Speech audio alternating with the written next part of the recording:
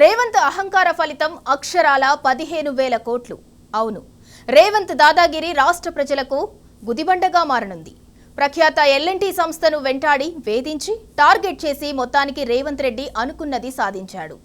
ఆసియాలోనే అతిపెద్ద పీపీపీలో తన భాగస్వామ్యాన్ని వదులుకున్నది ఎల్ఎన్టీ సంస్థ. ఈ ఒప్పందం నుంచి తప్పుకునేందుకు మొదట 5,900 కోట్లు ఇవ్వాలని డిమాండ్ చేసిన ఎల్ఎన్టీ కేవలం 2,000 కోట్లు మాత్రమే తీసుకుని తప్పుకుంది. డిమాండ్ చేసిన దానిలో కేవలం 3వ వంతులోనే సరిపెట్టుకుని మెట్రోతో 2 దశాబ్దాల బంధాన్ని తెంపుకుంది. రేవంత్ సర్కార్ దుందుడుకు చర్యలే ప్రధాన కారణమని విశ్లేషకులు వ్యాఖ్యానిస్తున్నారు.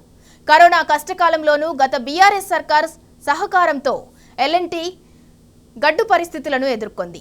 నష్టాల్లోనూ నెట్టుకొచ్చి విజయవంతంగా హైదరాబాద్ మెట్రోను రన్ చేసింది. కానీ రేవంత్ సర్కార్తో తాము వేగలేమని మెట్రో నుంచి తప్పుకుంది.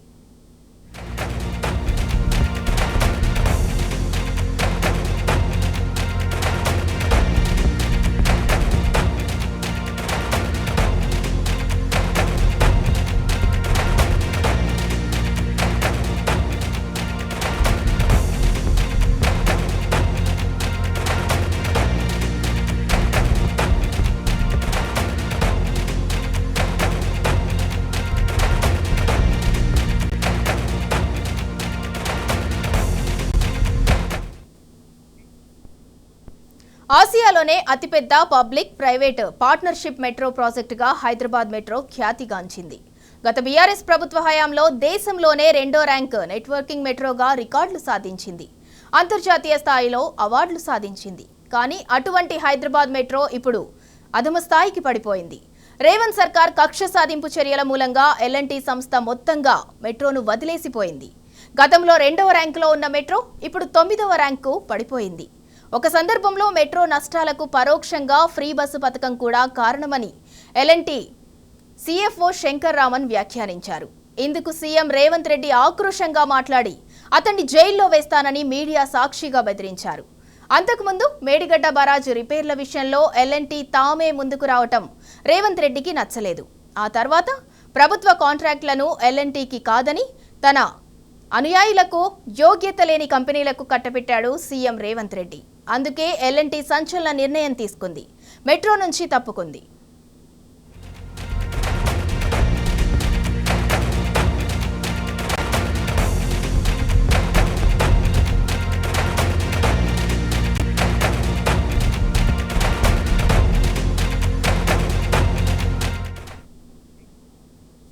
రేవంత్ రెడ్డి దాదాగిరి వల్లే హైదరాబాద్ మెట్రో నుంచి ఎల్ఎన్టీ తప్పుకున్నది అని బీఆర్ఎస్ వర్కింగ్ ప్రెసిడెంట్ కేటీఆర్ మండిపడ్డారు.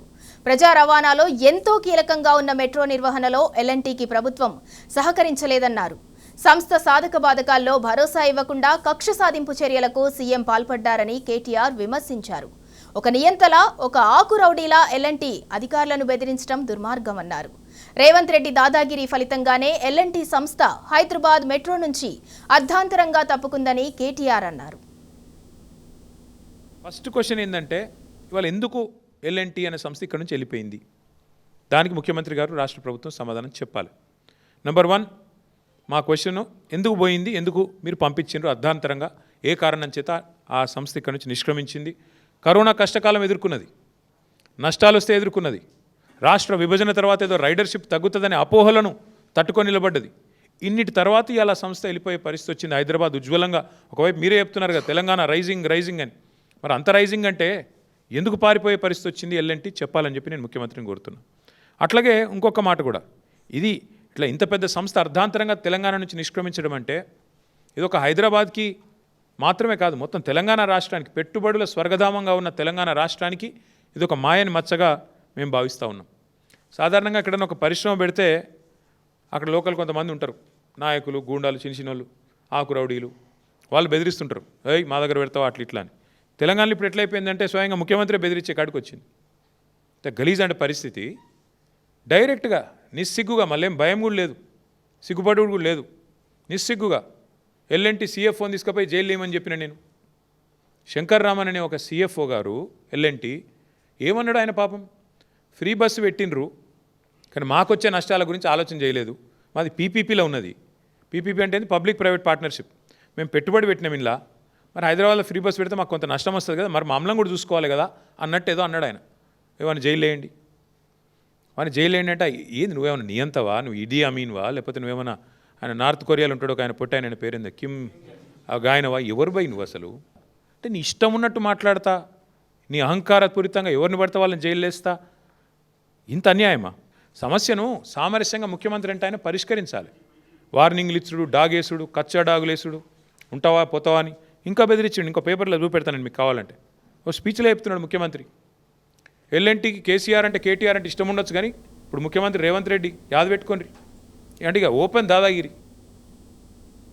ఎల్ఎన్టీపై రేవంత్ రెడ్డి పగ ఈనాటిది కాదన్నారు కేటీఆర్. మేడిగడ్డ బరాజ్ రిపేర్ల విషయంలో ఎల్ఎన్టీ సంస్థ పైసా ఇవ్వకపోయినా తామే రిపేర్ చేస్తామని ముందుకొచ్చారన్నారు. అయితే తాము చెప్పినట్టు వినకుండా ఒప్పందం ప్రకారం నడుచుకోవటం రేవంత్ రెడ్డికి నచ్చలేదన్నారు కేటీఆర్. ఆనాటి నుంచి ఎల్ఎన్టీ సంస్థపై సీఎం కక్ష సాధింపు చర్యలకు దిగాడన్నారు. ప్రపంచ ప్రఖ్యాతి గల ఎల్ఎన్టీని కాదని పొంగులేటి కంపెనీలకు కాంట్రాక్టులు కట్టబెట్టారని కేటీఆర్ మండిపడ్డారు. రేవంత్ రెడ్డి వెంటాడి వేధించి ఎల్ఎన్టీని తప్పుకునేలా చేశారని కేటీఆర్ విమర్శించారు. దీని వెనకాల లోతైన కుట్ర ఉంది. ఎల్ఎన్టీ మీద ముఖ్యమంత్రి గారి పగ ఈరోజుది కాదు. మేడిగడ్డ బరాజులో 2 పిల్లర్లు కుంగినాయి, 7th బ్లాక్లో 2 పిల్లర్లు కుంగినాయి. ఇది అక్టోబర్ 2023లో. ఆ సంస్థ ఏం చేసిన తర్వాత కాంగ్రెస్ ప్రభుత్వం వచ్చినాక వీళ్ళు పిలిస్తే ముందుకు వచ్చి రాష్ట్ర ప్రజల మీద రూపాయి భారం పడకుండా మేము పునర్నిర్మాణం చేస్తాం 7th బ్లాక్ అని వాళ్ళు ముందుకు వచ్చారు. ఈయన కోపం అది. మేడిగడ్డ కొట్టుకపోవాలని నేను చూస్తుంటే కాళేశ్వరం కూలేశ్వరం అయిపోయిందని చెప్పి నేను రోజు మొత్తుకుంటే నాకు లాభం అవుతుంది, కాళేశ్వరం ప్రాజెక్టును బద్నాం చేసి బతుకుదాం అనుకుంటే వీళ్ళు వాళ్ళ సొంత పైసలు పెట్టి రూపాయి అవసరం లేకుండా రాష్ట్ర ప్రజల మీద భారం పడకుండా ఎల్ఎన్టీ సంస్థ మొత్తం కడతానని వస్తే ఇక నేను ఇన్రోల్ చేసిన ప్రచారం అంతా చిల్లర ప్రచారం అని తేలిపోతుంది కదా అనేది ముఖ్యమంత్రి గారి దుగ్ధ. అక్కడ స్టార్ట్ అయింది పంచాయతీ. అక్కడికి వెళ్ళి ఎయిర్పోర్ట్ మెట్రో రద్దు, ఆ తర్వాత ఎల్ఎన్టీ మీద మరి ఆ మేడిగడ్డ బరాజ్ మీద అన్నారం బరాజ్ మీద వరుసగా మేడిగడ్డ నుంచి మెట్రో దాకా వెంటాడుతూనే ఉన్నాడు, వాళ్ళని వేధిస్తూనే ఉన్నాడు ఈ ముఖ్యమంత్రి. జైలు వేస్తా అంటాడు. ఈ రకంగా పిచ్చి మాటలు మాట్లాడి చివరికి ఆ ఎల్ఎన్టీ అనే సంస్థ కక్షగట్టి మరి ఇవాళ నానా యాగి చేసి వాళ్ళని వెళ్ళిపోయేటట్టు చేసింది కేవలం రేవంత్ రెడ్డి గారు. మీరు మా రాష్ట్రంలో నేనున్నంత కాలం పనిచేయడానికి వీల్లేదు అని చెప్పి కక్ష కడితే చివరికి వాళ్ళు ఈయనకు వంత పాడకపోతే, మేడిగడ్డ కొట్టుకపోతుంది అని నువ్వు చేసే చిల్లర ప్రచారానికి వంత పాడకపోతే అది రిపేర్ చేయొచ్చు, ఆ రిపేర్ కూడా మేమే చేస్తాం 250 కోట్లు పెట్టి అని చెబితే నీకు నచ్చక వాళ్ళకు కాంట్రాక్టులు దక్కకుండా చేసి, వాళ్ళను బతకనీయకుండా చేసి, సంస్థ లాభాలకు వెళ్ళి నష్టాలకు పోయేటట్టు చేసి చివరికి ఈ రకంగా ఎలగొట్టిండి. వాళ్ళ మెడలు పెట్టి నూకేసినట్టు ఒక రకంగా. పొద్దున లేస్తే ఖజానా ఖాళీ అయిందని చెప్పే రేవంత్ సర్కార్ ఇప్పుడు 15,000 కోట్ల భారాన్ని ఎలా మోస్తుందని కేటీఆర్ ప్రశ్నించారు. సంక్షేమ పథకాల విషయంలో డబ్బులు లేవని చెబుతున్న సీఎం రేవంత్ రెడ్డి తన అహంకారం మూలంగా ప్రజలనెత్తిన భారం ఎందుకు మోపుతున్నాడని కేటీఆర్ నిలదీశారు. రేవంత్ రెడ్డి బ్లాక్మెయిల్ రాజకీయాల మూలంగానే హైదరాబాద్ మెట్రో నుంచి ఎల్ఎన్టీ తప్పుకుందని కేటీఆర్ ఫైర్ అయ్యారు. ముఖ్యమంత్రి గారు మీరు వింటూ ఉంటారు, ఖజానా ఖాళీ, నా దగ్గర పైసలు లేవు, కోసుక తింటారా నన్ను, ఏం చేయాలి నేను అని మాట్లాడతారు. తెల్లారులేస్తే అప్పు పుడతలేదు అని తెల్లారులేస్తే డైలాగు రోజు. మరి వాళ్ళు నేను అడుగుతున్నా ముఖ్యమంత్రి గారిని, 15,000 కోట్ల రూపాయలు ఇవాళ మీరు తీసుకున్న ఈ అనాలోచిత నిర్ణయం వల్ల 15,000 కోట్ల రూపాయలు ఏదైతే ఒక ప్రైవేట్ సంస్థ భారం మోసిందో ఇన్ని రోజులు, ఇవాళ అది మొత్తం వచ్చి రాష్ట్ర ప్రజల నెత్తి మీద పడ్డది. నీ అనాలోచితమైన నీ తప్పుడు విధానాల వల్ల, నీ బ్లాక్మెయిల్ రాజకీయాల వల్ల, నీ అహంకారపూరితమైన నియంతృత్వ పోకడల వల్ల ఇవాళ ఒక ప్రైవేట్ సంస్థ గత 12 ఏళ్ళుగా 13 ఏళ్ళుగా మరి ఏదైతే ఆ భారం అంతా మోస్తూ ఫస్ట్ ఫేజ్ అంతా కట్టిందో, ఇంకా 70 దాకా కూడా వాళ్ళకు ఒప్పందం ఉందో, ఒప్పందం ప్రకారం వాళ్ళే మోయాలా, నష్టం వచ్చినా కష్టం వచ్చినా వాళ్ళకి ఇచ్చిన భూముల్లో కట్టుకోవాలా. ఇప్పుడు ఆ 15,000 కోట్ల భారం వాళ్ళ మీదకి వెళ్ళి నీ నెత్తి మీద ఎందుకు పెట్టుకున్నావు, నీ నెత్తి మీదకి వెళ్ళి బలవంతంగా రాష్ట్ర ప్రజల మీద ఎందుకు రుద్దుతున్నావు? కోసం, ఎవరి కోసం? నీ అహంకారం కోసమా, నీ నోటి దీనికోసమా, దేనికోసం చేస్తూ ఉన్నావు? హైదరాబాద్ మెట్రో వ్యవహారంలో రేవంత్ రెడ్డి హిడెన్ ఎజెండా ఉందన్నారు కేటీఆర్. మెట్రోకు సంబంధించిన 285 ఎకరాల భూములను కబలించే కుట్ర జరుగుతోందన్నారు. అందుకే ఎల్ఎన్టీ సంస్థను తప్పుకునేలా చేశారని కేటీఆర్ ఆగ్రహం వ్యక్తం చేశారు. అయితే స్పష్టమైన సమాచారం ఉంది. ముఖ్యమంత్రి గారి ఎజెండా పెద్దగా ఉంది. ముఖ్యమంత్రి ఏం చేసినా దాని ఇంకొక లెక్క ఉంటుంది. ఆ లెక్క ఏంది అంటే ఈ 280 ఎకరాల మీద ముఖ్యమంత్రి గారికి ఆయన అనుయాయులకు కన్నుపడ్డది. ఈ 280 ఎకరాలు ఏదైతే ప్రభుత్వం మెట్రోకి ఇచ్చిందో వాటిని వాపస్ తీసుకోవడం వల్ల ఏమైందంటే ఆ ల్యాండ్స్ అన్నీ అయితే అమ్ముకోవచ్చు వాళ్ళ ఫ్రెండ్స్కి ఫ్యామిలీకి, ఫ్రెండ్స్ అండ్ ఫ్యామిలీ బెనిఫిట్ స్కీమ్లో ఇష్టం వచ్చినట్టు అడ్డికి పావుషేర్ అమ్ముకోవచ్చు, లేదా ఇంకెవరికైనా వాళ్ళకు దగ్గరగా ఉండే కొన్ని సంస్థలకు, ఇక మీకు తెలుసు వాళ్ళు ఎవరో నేను చెప్పని పేర్లు చెప్పలకు అమ్ముకోవచ్చు. ఇది ఆయన ఎత్తుగడ. 280 ఎకరాలు ఇవాళ ఆ రకంగా అమ్ముకోవాలన్నది వారి ఆలోచన. అట్లాగే కొన్ని మాల్స్ ఉన్నాయి కట్టి, ఇక ఆ మాల్స్ని ఏం చేస్తారో, వాటిని ఎవరెవరికి రాసుకుంటారో, అడ్డగోలు దోపిడీకి ఎట్లా తెరదీస్తారో మీరు చూస్తారు. హైదరాబాద్ మెట్రో నుంచి ఎల్ఎన్టీ ఎక్స్క్లూషన్ పై నగర ప్రజలు ఆందోళన వ్యక్తం చేస్తున్నారు. అసలు ఉద్యోగులకు జీతాలే సరిగ్గా ఇవ్వలేకపోతున్న రేవంత్ సర్కార్ మెట్రోను ఎలా నడుపుతుందని ప్రశ్నిస్తున్నారు. ఎల్ఎన్టీ అనేది ఒక ప్రైవేట్ సంస్థ. ఆ సంస్థ దీన్ని నిర్వహణ చేస్తుంది, దీన్ని నడుపుతుంది. ఆ సంస్థ నాకు నష్టాలు వస్తున్నాయి, నేను నడపలేకపోతున్నా అన్న వచ్చినందుకు ప్రభుత్వం దాన్ని తీసుకొని నడపాలనుకుంటుంది. ఆల్రెడీ నష్టాలు ఉంది అని చెప్పి ఎల్ఎన్టీ సొంతంగా చెప్తున్నా కూడా గవర్నమెంట్ దాన్ని తీసుకొని ఏం సాధిద్దామనుకుంటున్నారు. ఇప్పుడు ఈ అవుట్ సోర్సింగ్ ఎవరైతే ఉద్యోగులు ఉన్నారో గవర్నమెంట్ ఆఫీసులలో, ప్రభుత్వ ఆఫీసులలో, వాళ్ళకే గవర్నమెంట్ టైంకి శాలరీ వేయలేకపోతుంది. వాళ్ళకి 3 నెలలు 2 నెలలు వాళ్ళ శాలరీ వేయలేని పరిస్థితి ఉంది. అట్లాంటి ఇంత పెద్ద సంస్థని గవర్నమెంట్ టేక్ ఓవర్ చేస్తే దీన్ని నిర్వహణ ఎట్లా, దీన్ని మెయింటైన్ ఎట్లా చేస్తారు? గవర్నమెంట్ దగ్గర పైసలే లేవని చెప్పి మీరే అంటారు. ఒక పక్కన దొంగలు తీసినట్టు నన్ను చూసి అప్పపోతే అని చెప్తున్నావు. మరి ఇంత పెద్ద ప్రాజెక్టును గవర్నమెంట్ టేక్ ఓవర్ చేసి గవర్నమెంట్ నడుపుతా అని మీరు అనుకుంటారు, అది వాస్తవంగా నడుస్తుందా? గవర్నమెంట్ తీసుకుని నడిపించాల్సిన సత్తా గవర్నమెంట్ కింద వస్తున్నాయని చెప్తారు. అది ఎందుకు వస్తున్నాయి నష్టాలు అర్థమవుతున్నారు. ఎప్పుడు చూసినా మెట్రో రైలు ఫుల్లే ఉండవు. ఎప్పుడు చూసినా 5 నిమిషాలకి కాలు పెట్టేంత పరిస్థితి లేనట్టు నిండున్న ఎల్ఎన్టీకి నష్టాలు ఎక్కువ వస్తున్నాయి. ఆ నష్టాల వల్ల మేము ఇస్తున్నామని చెప్పి ప్రభుత్వం తీసుకోవడం ఏంటి, ఇది కొద్దిగా అర్థమైతలేదు. బ్రాండ్ ఇమేజ్ ఏదైతే ఉందో హైదరాబాద్ కి, అది మొత్తం నాశనమయ్యే పరిస్థితి కనిపిస్తుంది. ఎల్ఎన్టీ సంస్థ మెట్రో దాంట్లోకించి వెళ్ళిపోతుందని తెలిసింది. ఇది చాలా బాధాకరమైన విషయం. ఎందుకంటే దాదాపు 10 ఏళ్ళ నుంచి మెట్రో గవర్నమెంట్ తోటి వర్క్ చేసుకుంటూ పోతుంది. కానీ నిన్న నాకు తెలిసింది ఏంటి అంటే మెట్రో ఎల్ఎన్టీ కంపెనీ గవర్నమెంట్ నుంచి వెలువదొలుతుందా అని చెప్పేసి చెప్పింది.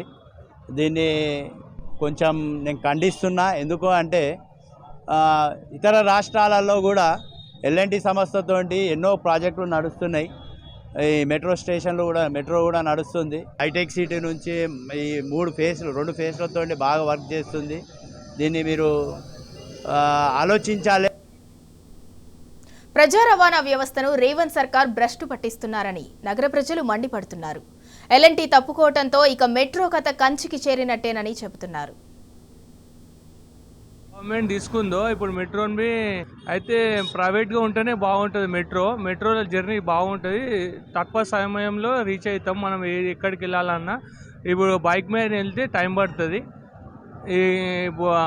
కాబట్టి ప్రైవేట్గా ఉంటేనే బాగుంటుందని ప్రపంచగాంచినటువంటి ఎల్ఎన్టీ సంస్థ మెట్రో నుంచి వైదొలుగుతా అని చెప్పి ప్రకటించడం, ఈరోజు ప్రపంచంలోనే ఈ యొక్క మెట్రో సంస్థలని నడిపించినటువంటి ఎల్ఎన్టీ సంస్థ మరి ఈరోజు మన హైదరాబాద్ నగరం నుంచి వైదొలుగుతున్నటువంటి ప్రకటన నిజంగా నాకు చాలా బాధాకరం అనిపిస్తుంది. ఈరోజు నగరంలో ఎంతోమంది ప్రజలు మెట్రో సేవలు ఉపయోగించుకుంటారు. రోజుకు నగరంలోని 5 లక్షల మంది ప్రజలు మెట్రో సేవలను ఉపయోగించుకొని వారి యొక్క గమ్యస్థలానికి వెళ్ళడం జరుగుతుంది.